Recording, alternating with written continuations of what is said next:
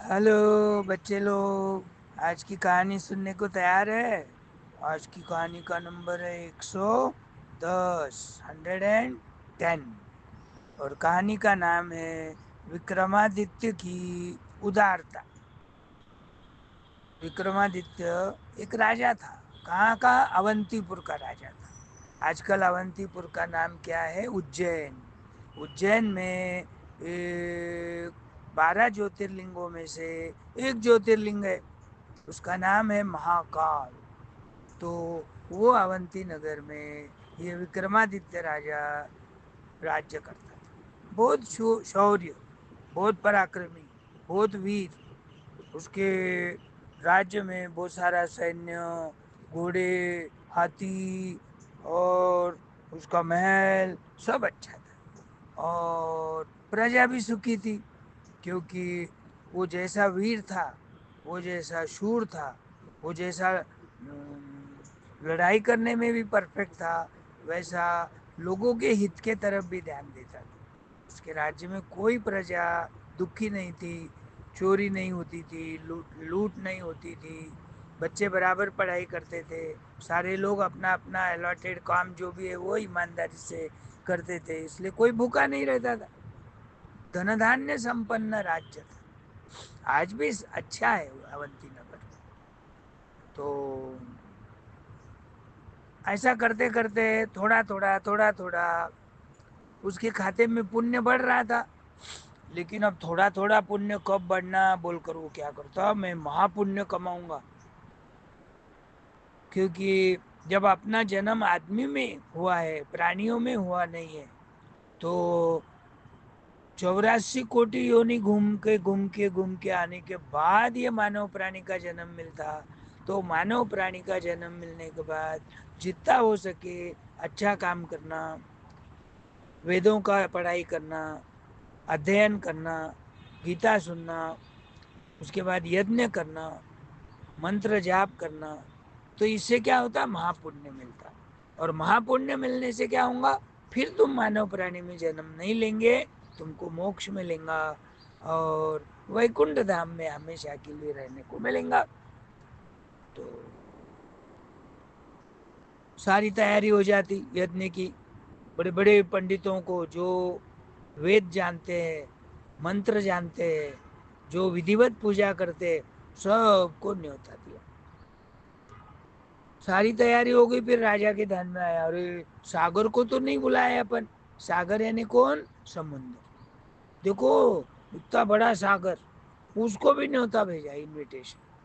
अब इनविटेशन कैसा भेजा? उसमें जो एक होशियार पंडित है, लेकिन गरीब है, ईमानदार है, कोई भी पूजा का उसको बोले तो तुरंत तैयार हो जाता, दक्षिणा के लिए जिद नहीं करता, जो दिया उसमें खुश रहता। तो ऐसे ब्राह्मण देवता को वो विक्रमादित्य राजा क्या बोलता, तुम सागर के पास जाओ, जाते जाते ये सोने की कटोरी में चावल है, और एक सोने की कटोरी में हळद, कुंकू और ऐसा तिलक का सामान है, और एक श्रीफल, श्रीफल यानी नारियल, ये चीजें लेके जाओ और सागर को मेरी तरफ से निमंत्रण देना, इनविटेशन देना। भाई राजा तो बहुत बिजी है, लेकिन ये यज्ञ करना चाहता है जिससे उसको महापुण्य मिलेगा, उसको वैकुंठ धाम में जाना है वापस।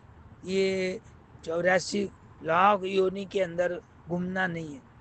तो ब्राह्मण देवता जाते, समुंदर आने के बाद वहां जगह साफ करते, आसन बिछाते, बैठते, कुछ मंत्र बोलते, पानी, वो मंत्रोच्चार करते करते सागर को पूजा करने के लिए पहले पानी डालते, हलद डालते, कुंकू डालते, चावल डालते, श्रीफल चढ़ाते, और दोनों हाथ जोड़ के आके ढक के सागर राज को बोलता, हे सागर देवता, आपको विक्रमादित्य राजा ने यज्ञ के लिए इनविटेशन दिया है।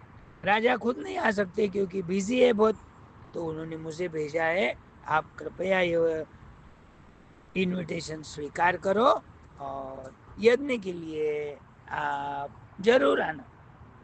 तारीख बता देता, दिन बता देता। तो सागर बोलता, मुझे भी कुछ लिमिटेशन है, मुझे भी कुछ है ना मर्यादा है, वो मर्यादा का मैं उल्लंघन करना नहीं चाहता, मर्यादा के बाहर जाना नहीं चाहता, मुझे पाप लगेगा, मैं तो यही रहूँगा। लेकिन जब राजा ने इनविटेशन दिया है तो मैं आनंद से खुशी से स्वीकार करता हूँ और उनको आशीर्वाद भी देता हूँ। और यज्ञ के लिए मैं पहुँचा, समझ के आप यज्ञ शुरू करो। और जाते जाते वो ब्राह्मण देवता को बोलता, ये मेरी तरफ से राजा को गिफ्ट देना। अपन कहाँ गए शादियों में, इधर उधर गिफ्ट देते ना, कौन है, रिलेटिव है, दोस्त है, और कोई गली में का आदमी है, किसकी शादी कब जाता कब आता, तो वो हिसाब से उसको एक गिफ्ट देता। और वो बोलता गिफ्ट में इसमें है ना 4 मौल्यवान हीरे है, रत्न है, सबके नाम अलग अलग है, कलर अलग अलग है, एक का कलर येलो, एक का ग्रीन, एक का रेड और एक का ब्लू।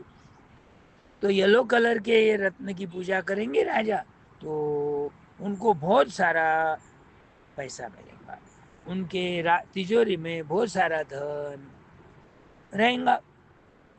और यदि उन्होंने लाल रत्न की पूजा करे तो बहुत सारा उनको सैन्य, लोग खुद होके सैन्य में भर्ती करने के लिए आएंगे।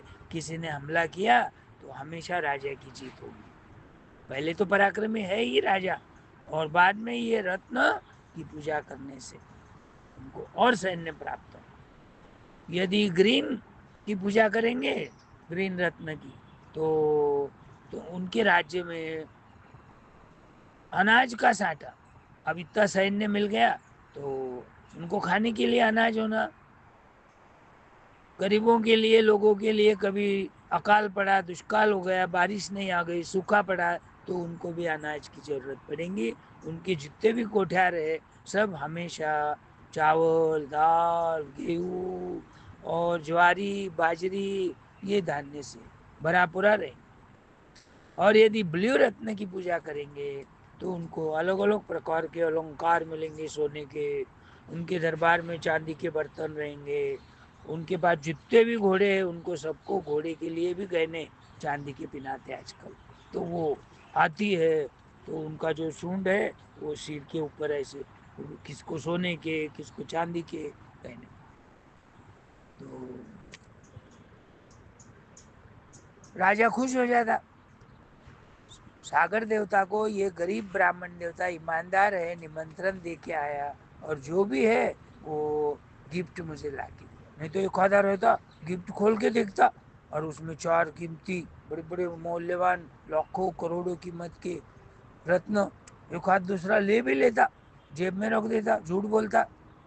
लेकिन वो ब्राह्मण देवता वैसा नहीं था। तो राजा खुश होके उसको बोलता, एक इसमें से कोई भी रत्न आप ले लो।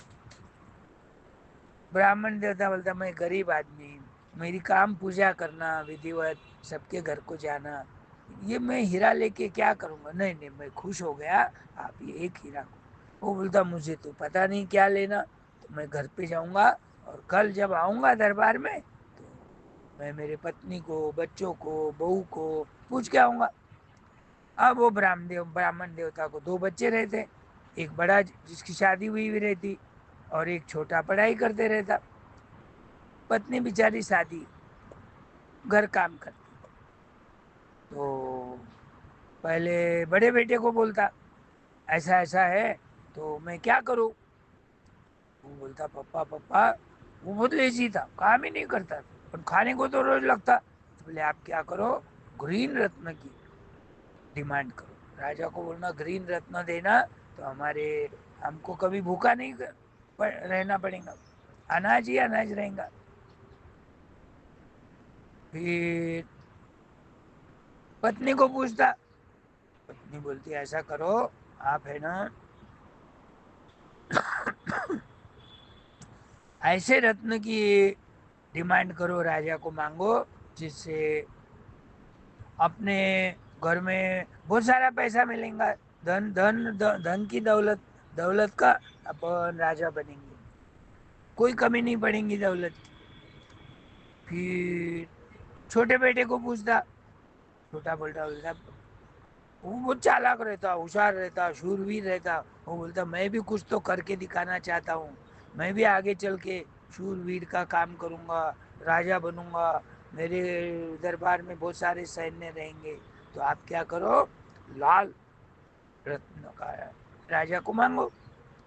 फिर बहू को पूछता, बहू बोलती मुझे गहने नहीं है, मैं गरीब हूँ, मेरे पिताजी भी कुछ दे नहीं सकते, आपकी भी ज़्यादा कमाई नहीं है, सारी औरतें गहने पहन के आती, मेरे गले में एक ही मंगलसूत्र छोटा सा।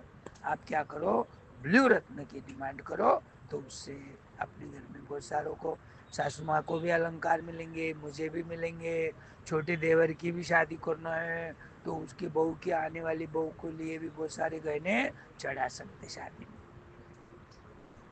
तो ये बड़ा असमंजस में पड़ जाता। कौन? ब्राह्मण देवता। वो आता दूसरे दिन, वो बोलता मुझे एक भी रत्न नहीं मिला, सब लोगों की डिमांड अलग अलग है, अपने अपने हिसाब से वो मांग कर रहे, इसलिए मैं जैसा हूँ वैसा। तो राजा उसकी दयालुता देखकर, प्रामाणिकपना, ऑनेस्टी देखकर राजा उदार रहता। राजा की कहानी है, राजा विक्रम राजा की उदारता। वो इतना उदार था, पहले से ही उदार था, हर जनता को मदद करता था। कोई भी उसके दरबार में आ गया, उसको जो भी कुछ होना उससे डबल देता था, पहले ही उदार था वो। उदार यानी दानी, जो भी चीज की कोई भी मांग करे उसको तुरंत दे देता। क्यों, क्या, पहले का क्या हुआ, कोई रीजन नहीं पूछता। तो राजा उदार होके क्या बोलता, ऐसा करो, आप ये चारों रत्न ले जाओ, मैं खुश हूँ, तुमने सागर देवता को बुलाया, सागर देवता को मेरी बात बताई, मेरा संदेशा दिया, सागर देवता ने मुझे गिफ्ट दिया, गिफ्ट में कौन से रत्न है, कौन से रत्न की पूजा करने के बाद क्या मिलने वाला, ये समझने के बाद भी आप लालच नहीं बताए, मैं पत्नी को, बच्चों को, बहू को पूछ के आता हूँ, बोले इसमें तुम्हारी भी ईमानदारी मुझे समझ में आ गई, आप ये चारों रत्न ले। तो ऐसा है विक्रम राजा, हाँ इतना उदार था। अरे अपने को रास्ते में 10 रुपए मिले तो अपन कोई इधर उधर नहीं देख रहा ना, उठा के झट जेब में डाले। अच्छा, मिले हुए पैसे लेना नहीं चाहिए अपन, बेचारे को कितना दुख होगा। वो तो दिन भर बोलेंगे अरे यार मेरे जेब में से 10 रुपए गए, 10 रुपए, उसके बड़े मेहनत के कमाई के पैसे। तो अपन उसके कम से कम, उसका कष्ट कम होने के लिए एक आधे गरीब ब्राह्मण को, एक आधे जानवर को चारा खिलाओ, या एक आधे भिखारी को तुम पैसे दो। अब तुम खुद के लिए खर्चेंगे तो ये तो बेईमानी है, ये तो भगवान देखते ही रहता, भगवान तुमको सजा देता फिर। इसलिए ये जैसा विक्रम राजा उदार था, वैसा तुम भी बड़े होने के बाद उदार बनो। जो भी कमाई है उसका 1/10, 10वां हिस्सा हर महीने को दान करो, पुण्य करो, लोगों को मदद करो, गाय को चारा खिलाओ। आए ध्यान में। तो ये श्री विक्रम राजा की उदारता की कहानी है, ध्यान में रखो। हर कहानी से सीख मिलती है।